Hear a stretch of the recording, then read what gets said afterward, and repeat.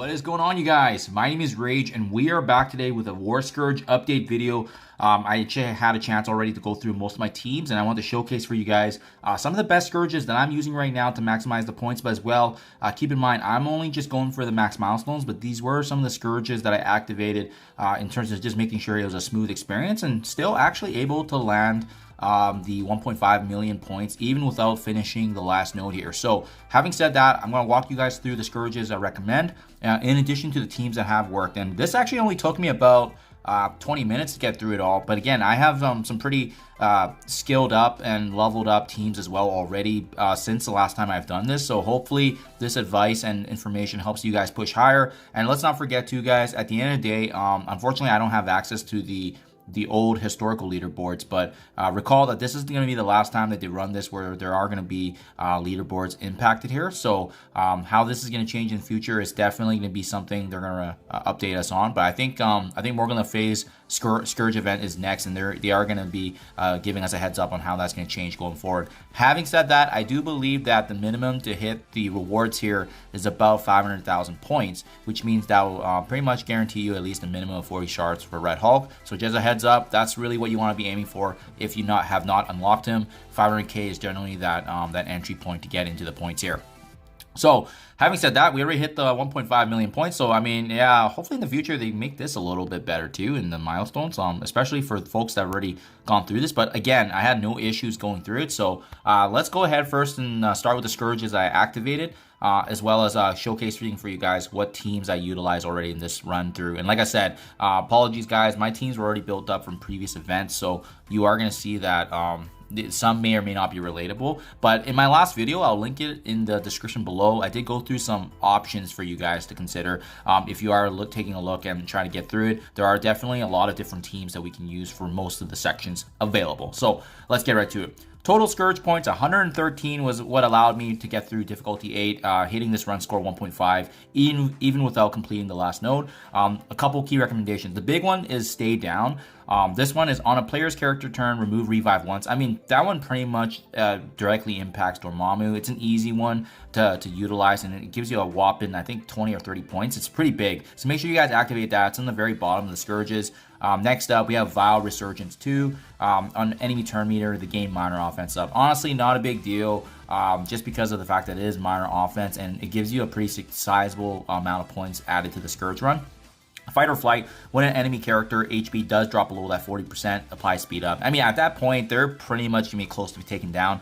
I didn't personally feel like it was an impacted for myself, especially if it's an enemy that you're trying to aim for anyways. Is the speed up. The speed up's just going to get them to get their turn and go earlier, right? But it's not make it or break it unless there's a key ability. But that's the beauty of these nodes, is that you can rerun it if something doesn't land right your way. Another good one is Butterfly Effect, a fortify character using an ultimate ability, spreading positives. I mean, it impacts yourself and as well as the enemy. So this one's always a pretty neutral one, but there are some fortifier characters that I'm assuming that it benefits, and that's why they have that available. It's both good and bad depending on the situation. Weakened, another good one that's pretty much easy points. Player character healings reduced by 20%. A non-factor, we don't really utilize a lot of heals.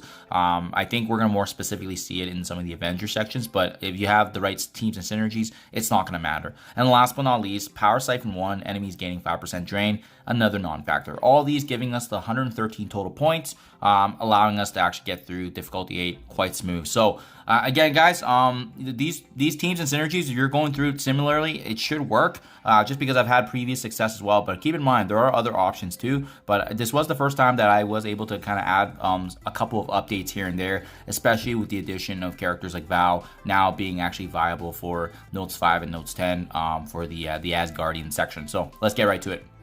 Node 1 specifically, I actually first time using Rebirth team. Previously, I did use Web Warriors. I think the best go-to team is actually Gamma. But keep in mind, if for folks that have not unlocked Red Hulk, you may not have access to the full Gamma team. So Rebirth Gamma is gonna completely walk over these nodes for the battle section. And also the beautiful thing about this is that most players will probably need Rebirth already for the Doom and Incursion rates. So the value is definitely there, which is huge. The same story for Notes 2. Completely walked right through it, one attack, no sacks needed. They're just such a great synergistic team. And mind you, my team is a lot higher, but like I said, I already noticed when I was playing, if you have something around that 150, 160k mark across the board for difficulty 8, it's not going to be an issue. I got lucky in the sense that two out of the 5 characters, I already have them in my Dark Dimension 6 roster, so that's why it was definitely overtuned. But again, the full synergy of Rebirth or Gamma is going to completely walk over this. Even Web Warriors or Symbiotes, but you may have to utilize some sack attempts, because I noticed, especially for Notes 2, I think there was an initial burst that you have to take, so just something to be mindful of. Next up, we have Missions 3 here, being the first time that we get to run Avengers. So I previously used Bionic Avengers. They can work as well, but I know some folks are hesitant on building up Bionic now that we know that they're not really the go-to tech team, and a rumor has it in the future there is a tech raid team coming in the form of Green Goblin, right? So we'll see if that's actually confirmed. For that reason, I think Young Avengers does make the most sense. For now, they are still the go-to team in the Famine Scourge for Notes 5 and Notes 10, so if you already built up that previously to unlock Rogue, it really does make sense to utilize the same team for the Young Avengers, especially with each and every one of these characters synergizing extremely well, and like I said, the blinds, the healing, it's just a really good all-rounder team. Even if you have not built up Young Avengers, I highly recommend them, because you can just use them in all game modes, and they're just an all-rounded good team, especially being able to cancel Infinity Watch as a foe. So it's absolutely huge, so no issues there. Missions 4, same thing.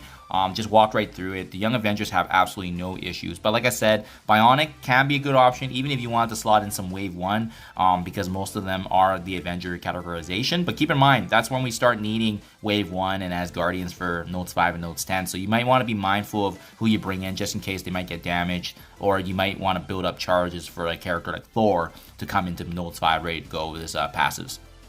So having said that, if you need to do that, then you're going to be ready to go. But big one here. Mission 5. First time I've tried this team. So I tried not to bring in my overtuned characters as much as I can, but I honestly think this is the best go-to team. Now that we have a Val here, being able to bring revives and the supportive buffs, it's devastating. Hulk is an endgame character. Captain America is endgame with Rebirth. Really, Thor and Valkyrie are probably the two weakest on this team, but Thor is probably the most important because of his passive damage that he can bring to the table. So I think this is a great slotting team. You can honestly swap around a lot of these characters. Black Widow's great, even if you wanted to bring on a full hero as Guardian, but I still recommend subbing Val at some point. And there are some Bifrost characters that we can utilize as well, like Beta Ray Bill. So keep in mind, there's just a lot of options. This is no longer an issue in this Scourge. Notes 5 and Notes 10 are actually probably one of the easier areas of this Scourge, which is really great news, especially with the addition of Val. Next up, Mission 6. So the start of villains. I try not to bring as many OP characters as possible, but I think most folks are probably going to have aspects of Darkhold already. So Agatha Harkness, Doctor Strange Heartless, Morgan Le Fay, super invaluable. So I didn't bring in characters like Apocalypse, Dormammu. They're all villains too, but I felt like that was just way too overpowered. So I think this is a pretty good, well-rounded one. If you don't have characters like Kang and Morgan, keep in mind, Hela is a great, strong option. And Loki, but some of those aspects of the Bifrost team can also be utilized here, which is great because they're all villains, and the majority of them, are villains, and you can get that value there. And again, no issues. You might need to sack though, for a sacrifice attempt for Note 7, because I know there is some initial burst, but like I said, this team just absolutely gets it done. Just the synergies, and I tried to actually use my Doctor Doom ultimate on this node because Note 6 is really smooth. Note 7, you can time the ultimate and just burst everybody down. Nothing to really say on there too much, guys. This was actually one of the easier sections, only if you have some of these more powerful villains, of course. And then what starts off then next is Mission 8, Mission 9, which in my honest opinion, it's probably the hardest section of the Scourge, to be honest. More so because a lot of folks may be potentially pivoting, not having Secret Avengers now, because they were previously the go-to skill team until Invaders came. So in my honest opinion, guys, I think this team is still actually a lot better than Invaders. I did try out Invaders, but my Invaders personally just weren't tuned up enough, so then I brought them in. Mind you, my Kestrel is absolutely huge, but before, when I brought Kestrel in, she was in that 250, 200k range as well, and still got the job done. So keep in mind, that hasn't really changed. Other additions though, Black Cat is now officially in the game, and she was unlocked in the last event. So if you guys have access to her, she can also be a great option for skill now. So that's something I missed in my last video. But for sure, I think Secret Avengers, Castro Shang-Chi, I mean, you will not have any issues. Nodes 8, Nodes 9, one shot is all it took, and you know, they completely just walk right through it. So last but not least, guys, for this last node, I am probably just going to finish things up with my Wave 1 plus Val, you know, and honestly, this is not a bad node whatsoever. It's actually pretty smooth. So hopefully this helps you guys see visually how I got to the 1.5 millions of Scourges that help.